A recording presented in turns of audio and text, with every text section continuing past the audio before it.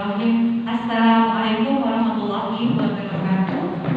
Waalaikumsalam warahmatullahi wabarakatuh. Assalamualaikum warahmatullahi wabarakatuh. Warahmatullahi wabarakatuh. Sudah sarapan Bapak Ibu? Kenapa aku lemes? Selamat pagi Bapak Ibu semua. Salam sejahtera untuk kita semua. Tabiun. Ya pun. Apa kabar Bapak Ibu semuanya sekalian? Alhamdulillah. Sehat luar biasa. Apa kabar Bapak Ibu semua? Saya nggak mau.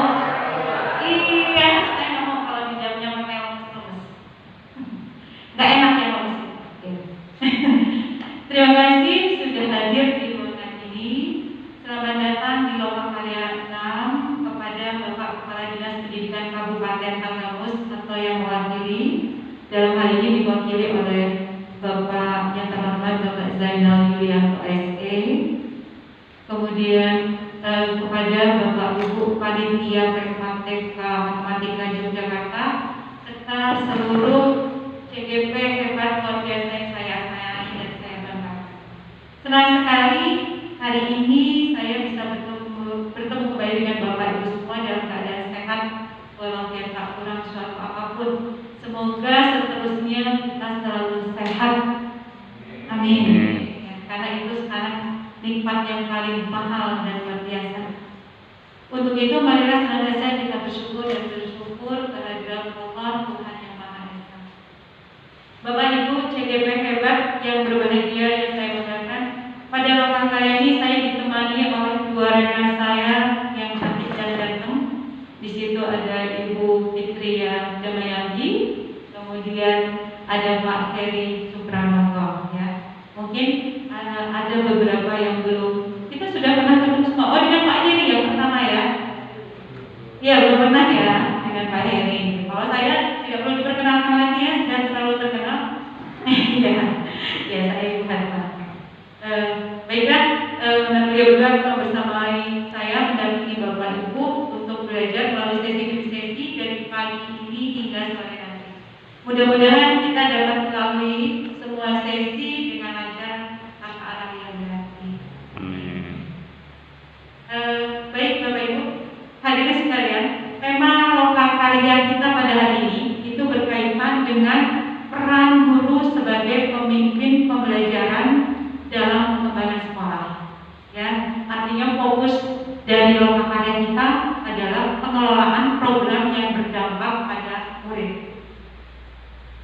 Kemudian selanjutnya untuk mengawali kegiatan kita pada hari ini agar senantiasa diberkahi oleh Allah Subhanahu wa taala, Tuhan yang Maha Esa, marilah kita buka dengan berdoa menurut agama dan kepercayaan masing-masing.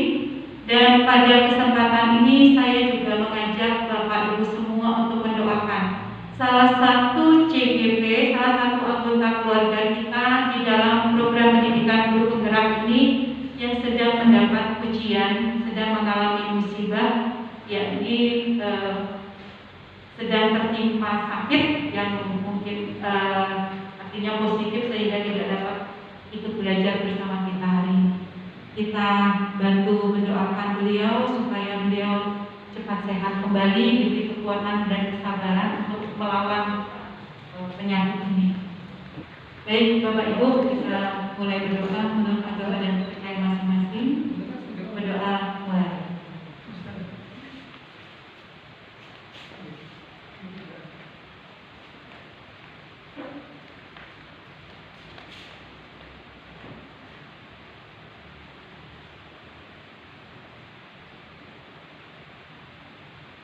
Selesai.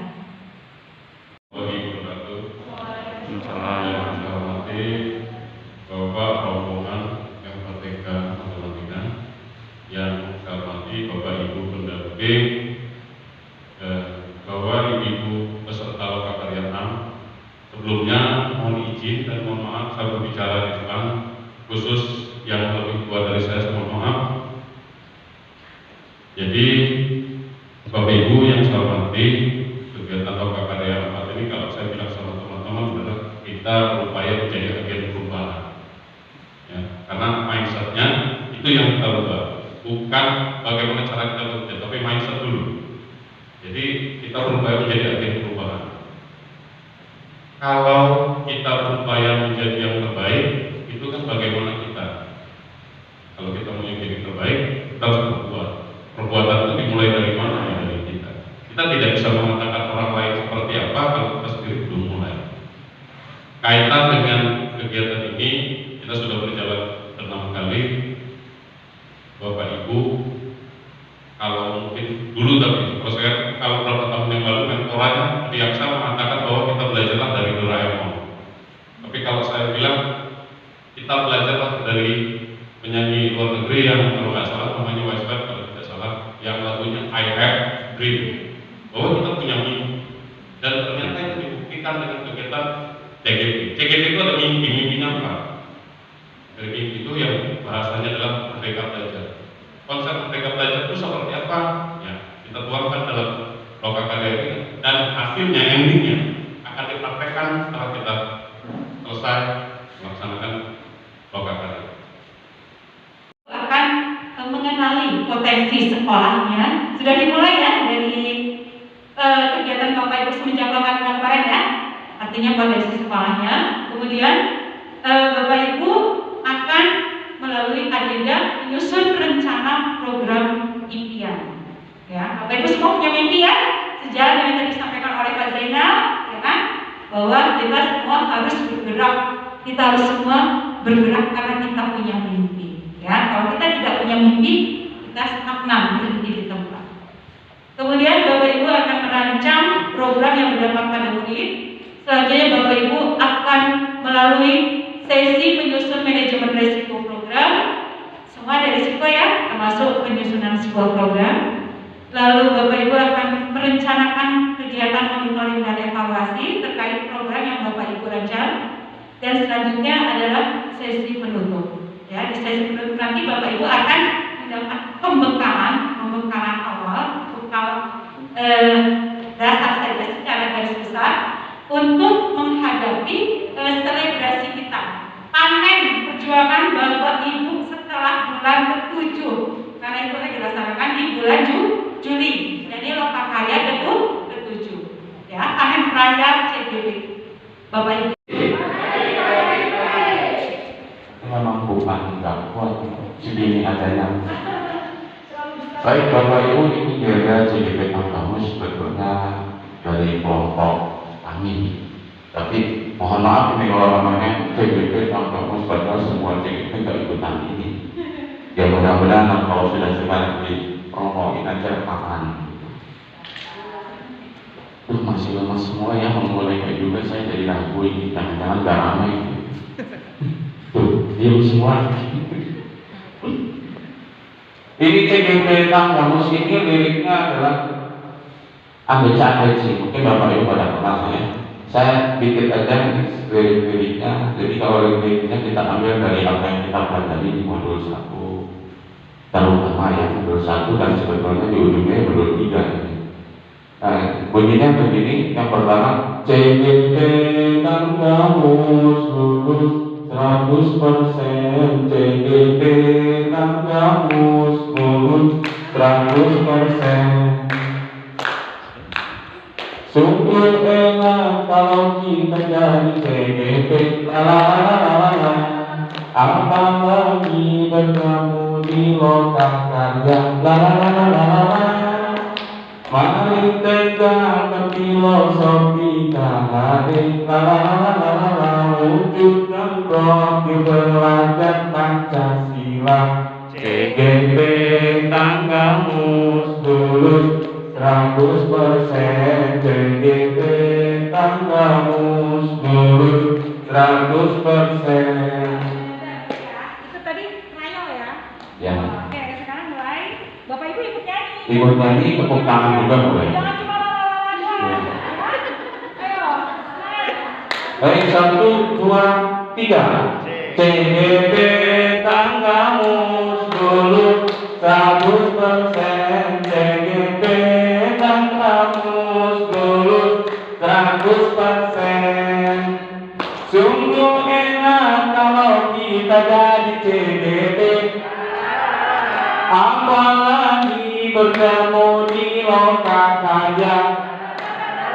Mari tegakkan filosofi KAD, wujudkan profil pelajar Pancasila.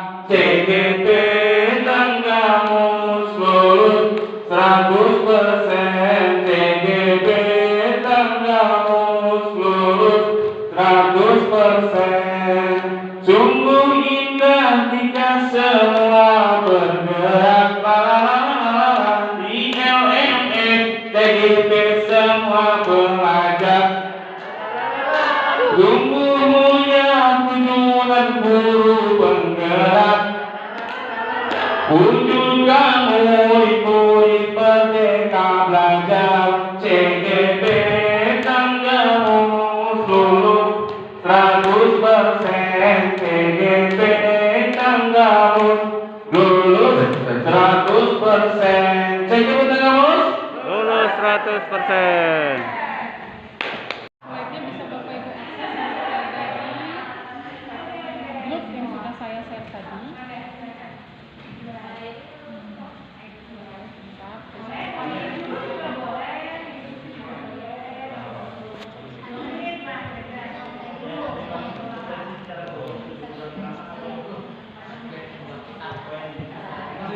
Tentang potensi sekolah yang dimiliki di SD Negeri Daerah Kubang.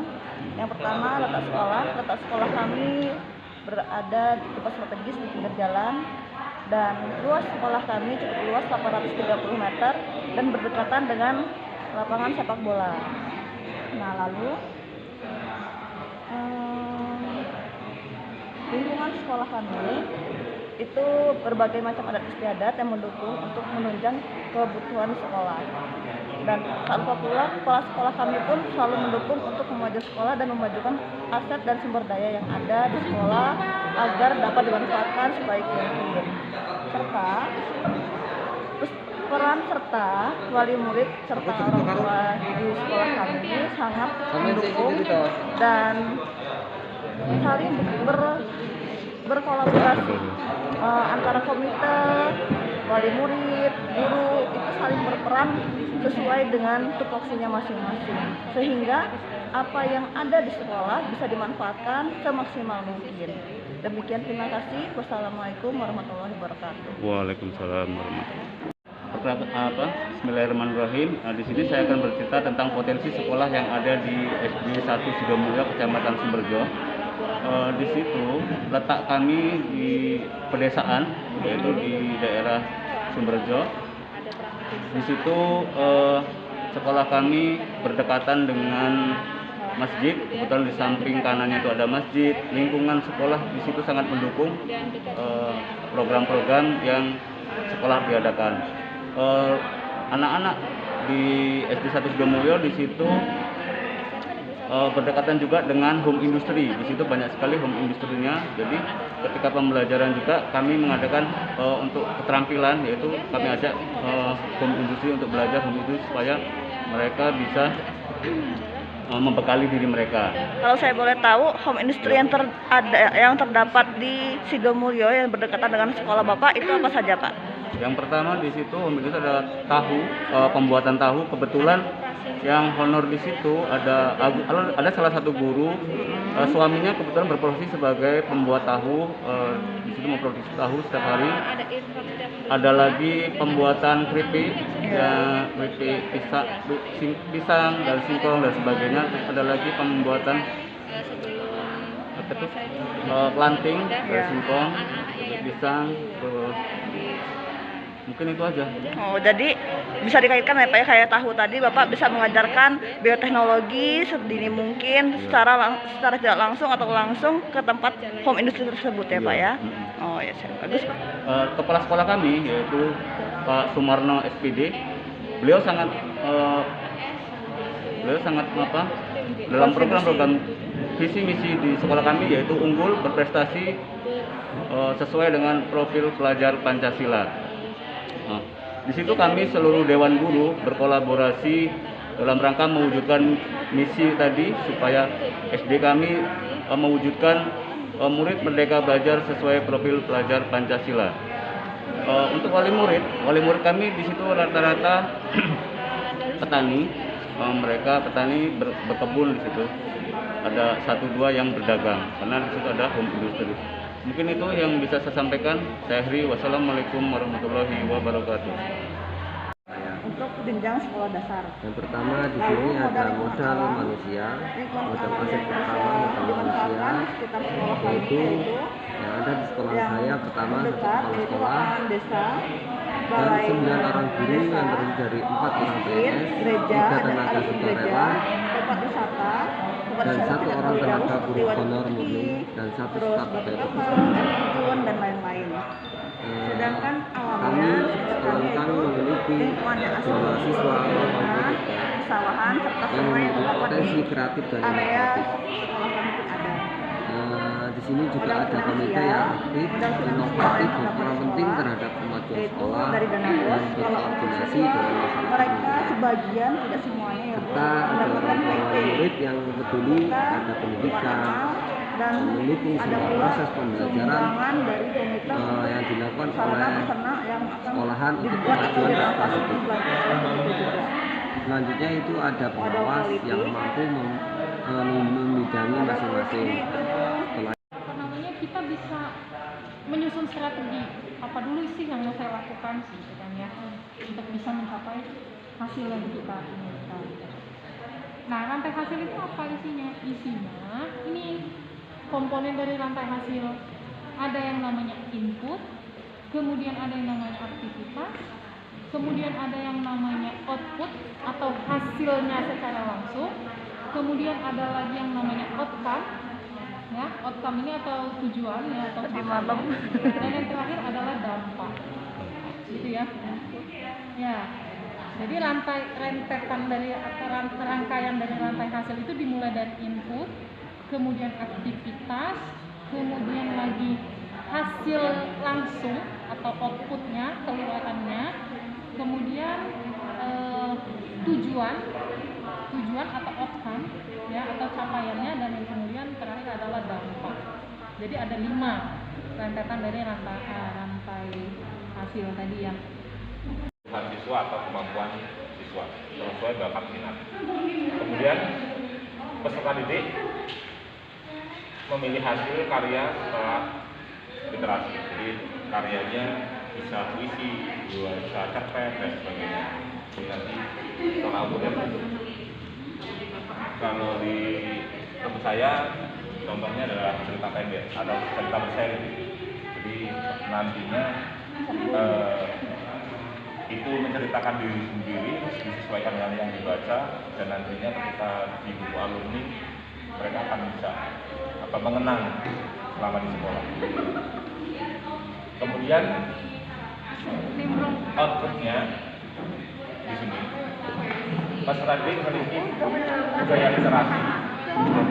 Jadi nantinya peserta didik semua akan memiliki budaya literasi. Kemudian peserta didik mampu menghasilkan karya sesuai minat dan bakatnya. Jadi seperti yang saya katakan tadi, bila literasi nanti karyanya menyesuaikan dari bakat minat anak itu. Kemudian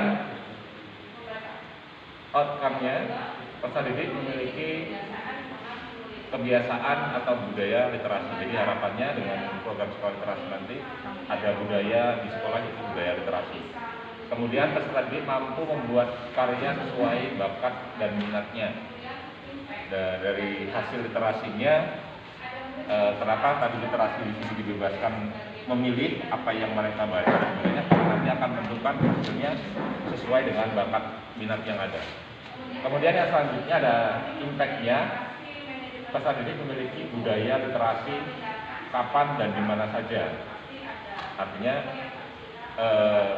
jangka panjangnya yaitu ketika anak sudah dibudayakan literasi dari sekolah, nantinya terbiasa dimanapun, tidak hanya di sekolah. Apalagi kalau saya di SMP, jadi berharapnya nanti ketika melanjutkan ke jenjang yang lebih tinggi, budaya itu masih terbawa. Jadi nama alma mater pun pasti akan terbawa di situ. Harapannya begitu. Kemudian peserta didik akan banyak menghadapi masalah kehidupan atau disiplin. Jadi harapannya ketika anak banyak berliterasi, artinya anak semakin tahu, sehingga nantinya terjadi masalah mereka mendapatkan pengalaman dari apa yang mereka baca. Karena yang dibaca kembali lagi ke awal itu yang dibaca sesuai bakat minat, maka permasalahan pasti anak pun akan timbul pada bakat minat anak itu seperti itu. Ya, artinya kalau saya sendiri contoh bakat minatnya di teknologi, ya yang banyak saya temui ya permasalahan di teknologi. Karena kita sering berliterasi, maka ketika menyelesaikan masalah pun dapat di situ. Nah, itu untuk rantai hasil. Langsung ke Kami programnya itu sama.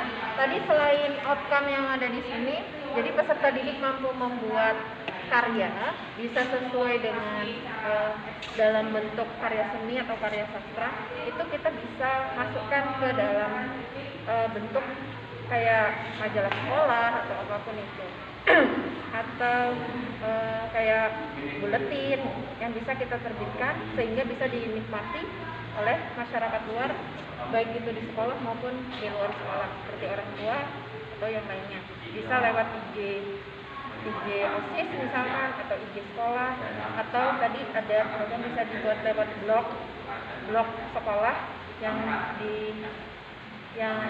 yang diatur oleh tim DLS itu sendiri. Kemudian untuk manajemen resiko, di sini ada beberapa resiko. Yang pertama adalah resiko strategis. Itu jika program literasi tidak berjalan sesuai dengan tujuan, maka akan beresiko terhadap kinerja tim DLS itu sendiri.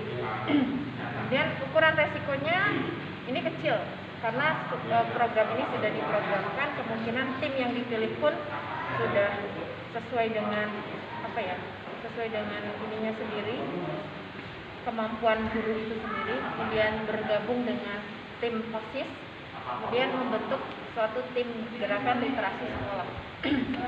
Kemudian strategi pengendaliannya yaitu memaksimalkan sumber daya baik itu guru, siswa yang ada pada tim DLS untuk dapat melaksanakan program sesuai dengan tupoksinya. Kemudian yang kedua adalah resiko keuangan. Untuk resiko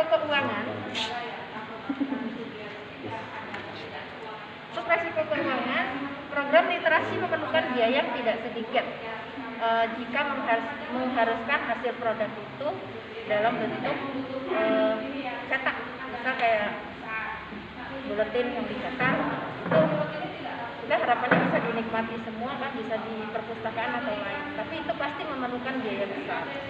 Nah, ini ukuran resikonya kita kategorikan sedang. Untuk strategi pengendaliannya bisa publishnya produk itu tidak harus dalam bentuk cetak, bisa dalam bentuk yaitu tadi online, bisa lewat blog atau buletin online.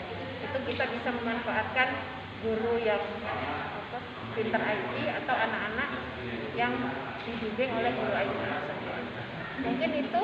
Selain itu resiko yang lain